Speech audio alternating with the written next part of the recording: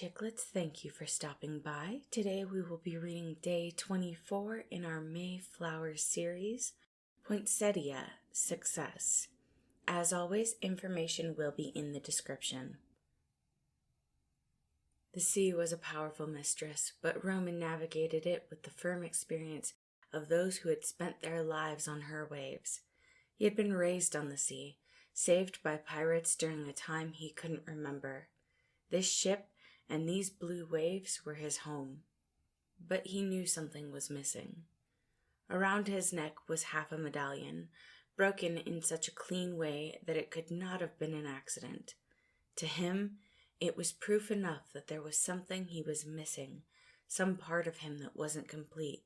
Despite years of searching and questioning, he had never found information regarding the other half. The pirates had never had any answers to give him, but they had given him plenty of suggestions for his quest, ranging from, forget about the past, you have to have a future, to, find the compass of the Amoyas. Roman, ever the dramatic one, had gone with the second option.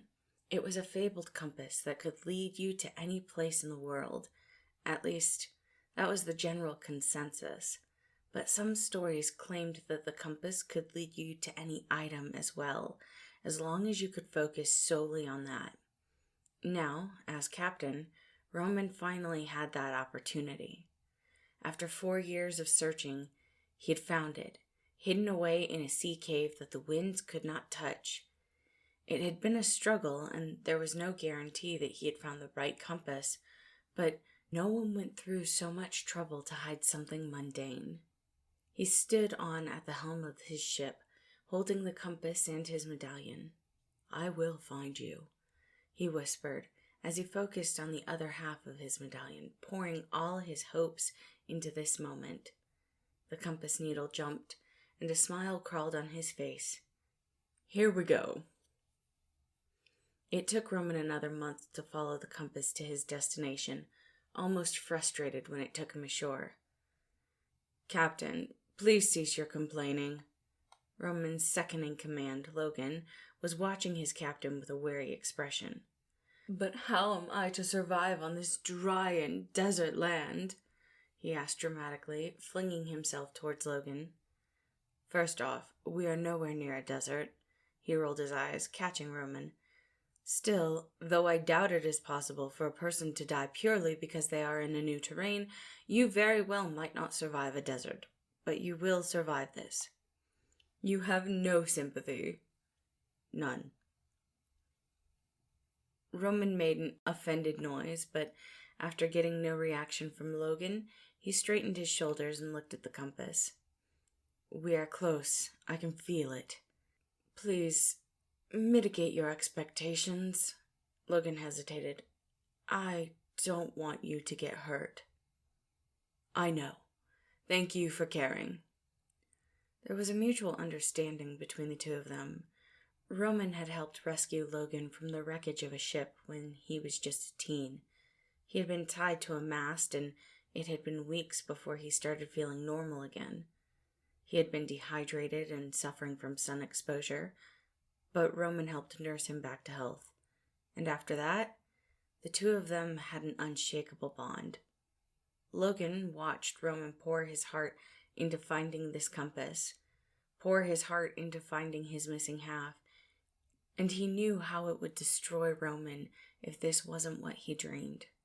Roman was also aware of this, but he couldn't help but pour his whole heart into everything he did. They followed the needle, and every time it swerved a bit, Roman lost his breath.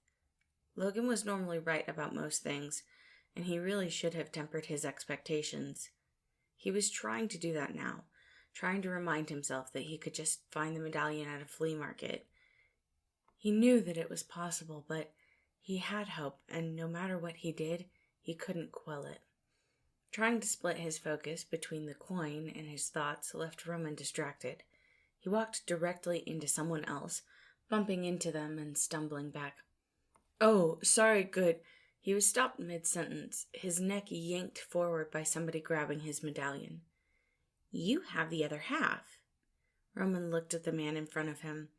It was like looking at a strange mirror. He didn't know what to say. "Who are you? Why do you have the other half?" Roman gathered himself. He had found the other half. He had successfully completed his quest. Everything he had been hoping for was in front of his feet. There was a small part of him that was scared that it wasn't true. "My name is Roman, and I have had this medallion for as long as I can remember." He snatched it back. "I'm Remus, and that medallion was passed down to me by my parents." "It makes sense." He began to circle Roman, looking him over. Logan had his hand on his rapier, ready to fight if needed, but Remus just launched himself into a hug. "Brother!" "But what?" "We are brothers, twins. I mean, you look just like me, and you have the medallion." I have a brother?" "Yeah." Remus smiled, pulling away, and Logan relaxed just a bit. "So, you look like you've taken care of yourself. What do you do?" Roman looked at Logan, then back to Remus. "Sea trade." Remus smirked. He knew what that really meant. "Do you spend months at sea enjoying the air and freedom?" "Yes. Why?" "Take me with you." "What?" "Take me with you. I've always wanted to leave port, but I never have the chance. I want to explore the world." Roman looked at Logan, who shrugged weakly. "It's your call." "Fine, you may come, but I want to know everything about you." "Likewise." He took Roman's hand. "Let's get out of this place. They aren't really friendly to sea traders." Roman and Logan's eyes connected again, and they had a silent conversation before agreeing to keep an eye on Remus, but to take him along.